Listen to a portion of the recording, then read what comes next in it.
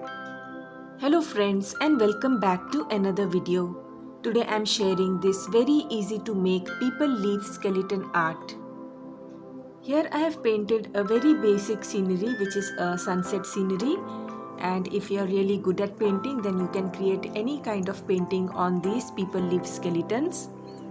This is a very easy way to relax and unwind yourself. For painting on the people leaf skeleton, oil colors are the best, but since I didn't have them, I have used acrylic colors. So before we begin the painting work, let us prepare the people leaf skeleton. For this I have taken some big sized mature people leaf and I cut off the stalk and I put it in a container having water for a couple of weeks. And once the people leaf gets decayed, I rubbed off and removed the decaying part so that only the veins and the leaf skeleton remains. And if the parts have not got removed completely, you can redo the process till you are satisfied, and then we can dry off this people leaf, press it under a book and use it as the base. I placed the people leaf skeleton on a white sheet of paper and I applied white acrylic color so that it gets stuck on the piece of paper for making it a little bit stronger, and then I painted on the scenery over it. So now I am ending my voiceover and I hope you enjoyed this speed painting.